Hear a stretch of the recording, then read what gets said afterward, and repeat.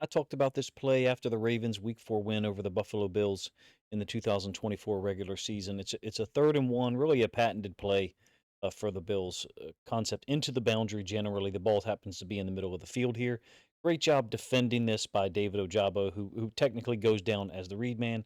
Additionally, Kyle Hamilton working over the top of this pick, shield, whatever you want to call it, by the number one receiver, who I think is Holland. So the running back switches sides from one side to the other for the Bills. That's all just kind of obfuscation. It's done late so that the Ravens don't really match the numbers of the threat. It's really a 4-on-4. I'll cover this play in a little bit more detail later and why the Ravens were so prepared for it. Ojabo's angle, there's a lot to be said about it. I'll cover this when I get to the end zone angle. Look, Buffalo's used this for a long time, and it's one of the reasons why the Ravens were so prepared for it. It's not the first time they've been prepared for it. It's actually worked successfully with two of the same participants, the same main players, Josh Allen and Dawson Knox, the tight end. This is a play from the third quarter. This is a critical play, actually. This is the Ravens' 2020 playoff loss on the road against a Bills team that really offensively didn't have much to offer. The Ravens on this 3rd and 2 had this defended perfectly. Same exact setup, flipped. In fact, you can see the ball's actually on the hash this time as opposed to the middle of the field. But you got three set to the boundary for the Bills. That's the orange or brownish triangle that you see at the top of the screen. Dawson Knox is the slot tight end into the boundary. Same concept. He's going to run a little flat shoot concept, and you get a pick, rub, shield, whatever you want to call it, from the number one receiver on the strong safety, who ironically is Chuck Clark, that again, at this point, is linked to the Ravens once more. The Ravens had this defended perfectly. When you get the end zone angle, you see what I'm talking about from the standpoint of one player, Pernell McPhee, going for the running back, so forcing a keep read, and then LJ Fort, inside linebacker who's since retired, going for quarterback. So they have both aspects of the option phase taken away immediately just by alignment. All Chuck Clark had to do is either keep his eyes on the tight end and or work his way over the top of the corner.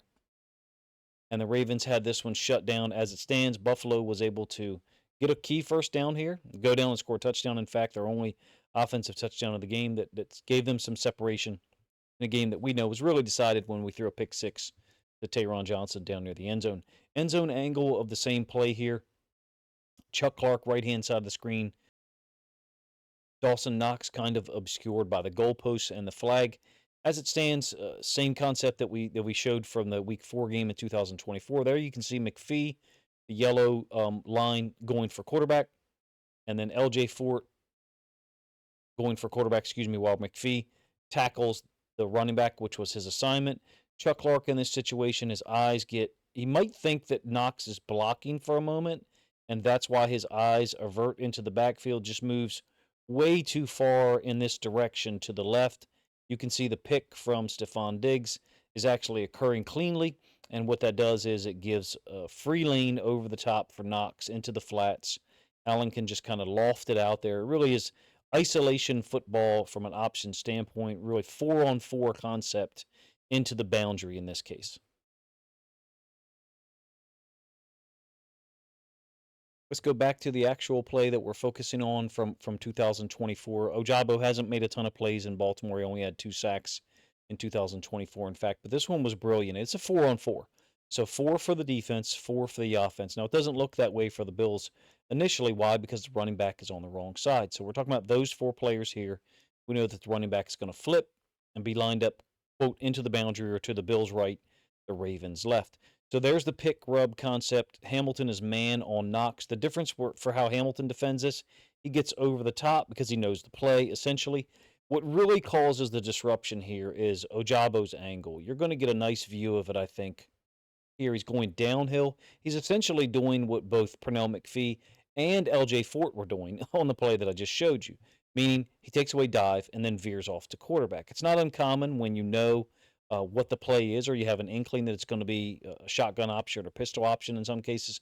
So he veers to the running back enough that Allen keeps it, and when Allen's steps and stance, really aren't great. I kind of wonder if Allen had predetermined that he was going to keep it, and so therefore, his steps weren't perfect here, being in terms of the ride, in terms of the mesh. And then by the time he does get this ball off, he's been contacted by Ojabo. They're very fortunate, Buffalo, that it wasn't a fumble. So the ball is flipped out here to, once again, Dawson Knox, catching it right at or just before the line to gain. The only difference is Hamilton has went over the top of the pick route. And because of the timing, I mean, it's an obvious pick shield by the receiver. There's no attempt to run a route here at all. But in any case, great job by Ojabo. Leads to the finish by Hamilton, Wiggins, and Roquan there as always to get Knox short of the line to gain.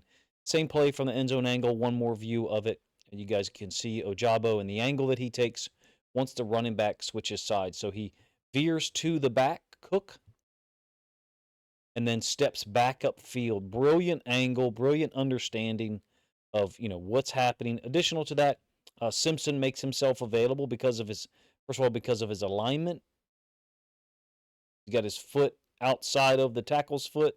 So once the tackle steps down, his zone rule to combo, Simpson now has leverage to either fit inside here if it's a give to Cook, or do what he does, kind of stem down and then fold outside on the throw, and or if Allen was to keep it and try to outflank Ojabo to the sideline. It's a brilliant job, if you ask me, or an example, I should say, of team defense. In this case, happens to be one of the best situations that David Ojabo was able to offer a contribution in 2024 at least.